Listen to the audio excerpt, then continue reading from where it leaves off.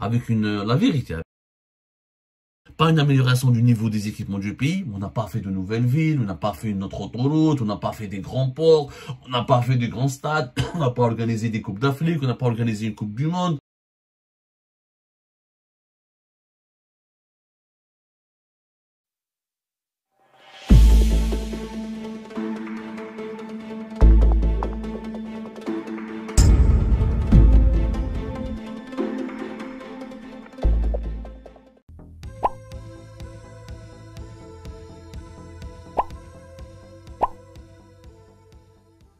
السلام عليكم متابعي قناة أخبار الساعة.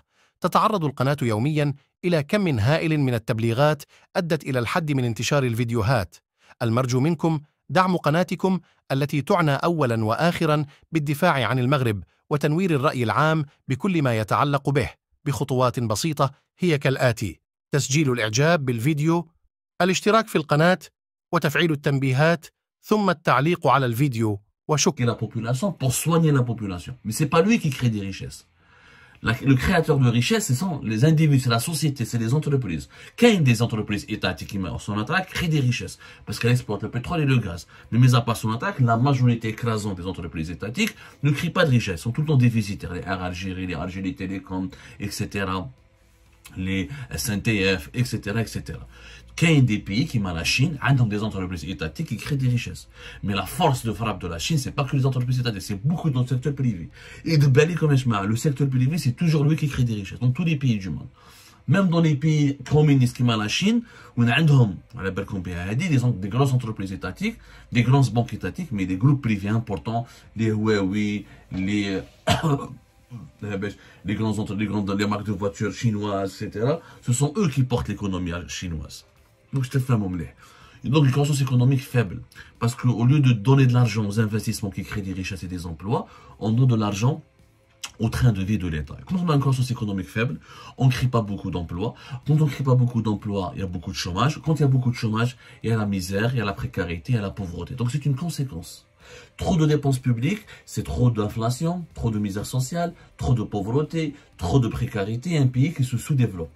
Parce que le véritable développement, c'est la création de la richesse, qui est la production de biens et de services, qui est la production technologique, qui est l'innovation dans les services, qui est l'entretien du pays. Au lieu de donner des salaires aux fonctionnaires, on peut construire des nouvelles villes. On peut construire des infrastructures. On peut développer le pays. Ce n'est pas le cas de l'État algérien. C'est dans le بعيد. هنا vous allez être encore plus choqués. انتم ما لازم تعرفوا يا جماعه واش راه صاري في بلادنا، لازم تعرفوا يا جماعه واش راه صاري في بلادنا. اسكو على بالكم يا جماعه باللي l'État algérien va dépenser pratiquement 2 fois plus d'argent que le Maroc, par exemple. Que l'État algérien va dépenser pratiquement 3 fois plus d'argent que l'État du Nigeria. Que nous allons dépenser plus d'argent que l'Égypte. L'Égypte, les fait quand même 100 millions d'habitants. Avec 47 millions d'habitants, nous allons dépenser beaucoup plus d'argent que tous ces pays africains. Nous sommes peut-être le pays africain qui a l'État le plus coûteux, le plus dépensé en ce moment. Je pense, reste pas que l'Afrique du Sud, je n'ai pas encore comparé, mais vous allez voir, nous sommes pratiquement le budget le plus élevé. Nous avons l'État qui a le budget de dépenses publiques le plus élevé du continent africain. Le Maroc, par exemple, l'État algérien va dépenser 114 milliards de dollars, l'équivalent de 114 milliards de dollars en 2022. Le Maroc va dépenser combien? Le Maroc va dépenser en 2024 l'équivalent de 43 milliards de dollars. Le Maroc, 43 milliards de dollars. L'Algérie, 114 milliards de dollars de dépenses publiques. Plus que 2 fois plus élevé, 2 fois plus, le budget des dépenses de l'État algérien est plus que 2 fois supérieur au budget de dépenses de l'État marocain. Quand on reprend la situation économique des deux pays, est-ce qu'il y a fondamentalement une grosse différence? L'économie marocaine elle est plus diversifiée. Le taux de croissance de l'économie marocaine est pratiquement plus élevé que celui de l'Algérie. L'Algérie tape sur une croissance de 3 à 4%, mais 4% c'est avec les hydrocarbures. Réellement, nous sommes à 3%. Le Maroc, la même chose. يعني ما عندناش une différence كبيرة. كي ناخدو لو ماروك هاوليك لو ماروك راهو il a fait 8% de croissance en économie, de croissance en 2021. يعني راهم خير منا يعني avec la vérité, avec une économie marocaine, ils exportent les voitures, ils ont des en 2021 par exemple, on a fait 3,4% de taux de croissance économique. Au moins les Marocains ils ont fait 8%. C'est les chiffres de la Banque mondiale, c'est pas mes chiffres.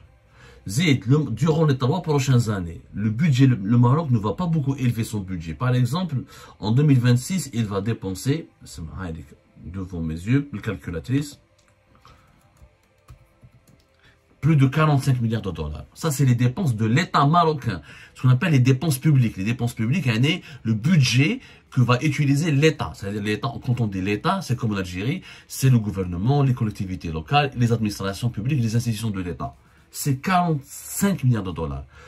Jusqu'à 2026. L'Algérie en 2024, elle va dépenser 114 milliards de dollars. Cherchez l'erreur.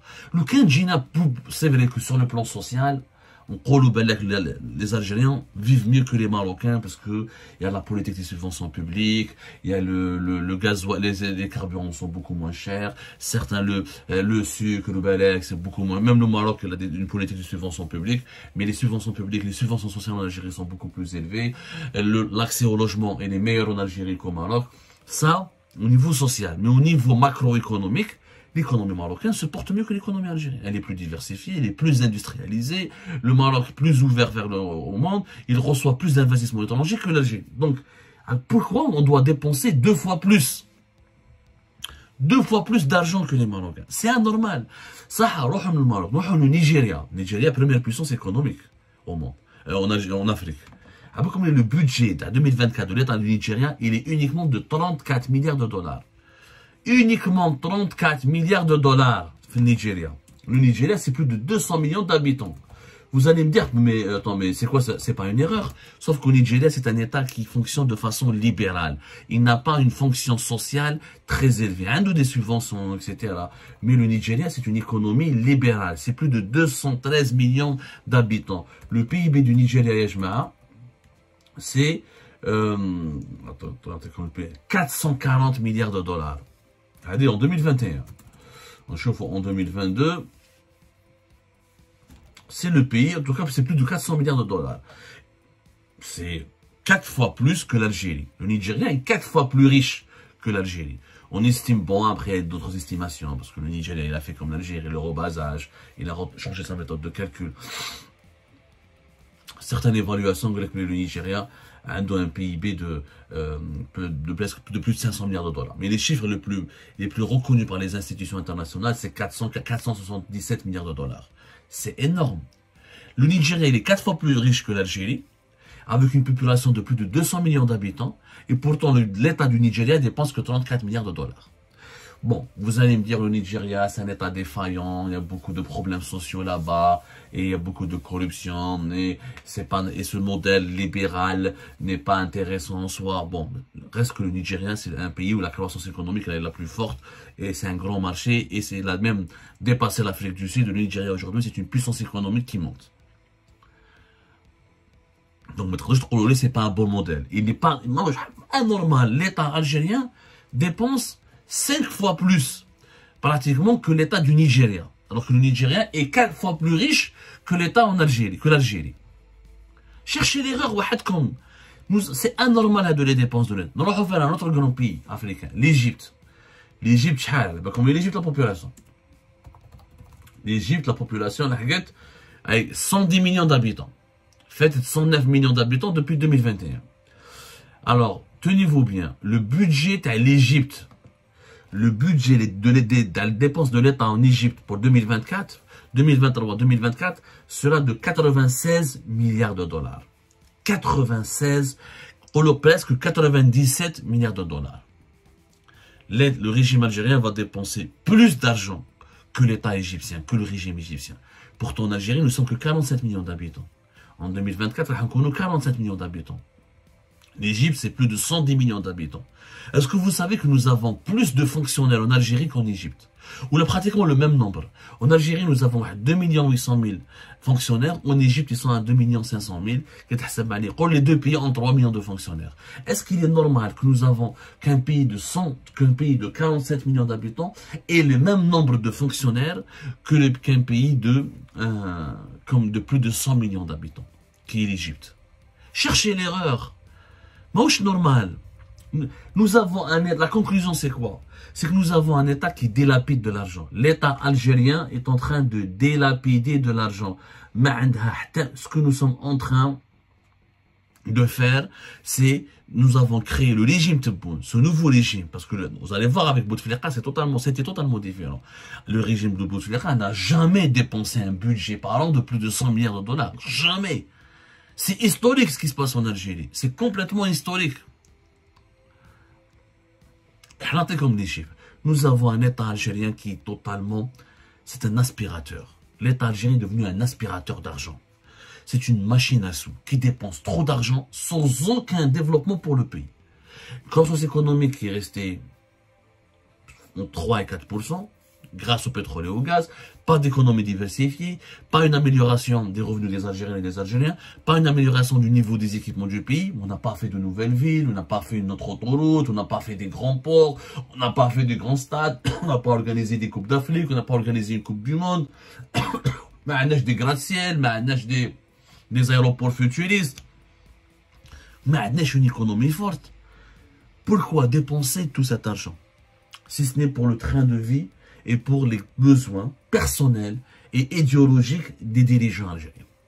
Pour Bouteflika, en 2018, le budget de Bouteflika, c'était 8 628 milliards de dinars. هاي قدامكم، هذه la loi de finances à 2028, à 2018. هذه قبل الحراك، قبل la venue du régime de Tebboune. C'était 64 milliards de dollars. Nous sommes passés d'un régime qui dépensait par an 64 milliards de dollars et quelques, à un régime qui va dépenser en 2024 plus de 114 milliards de dollars. Et qui a déjà dépensé en 2020.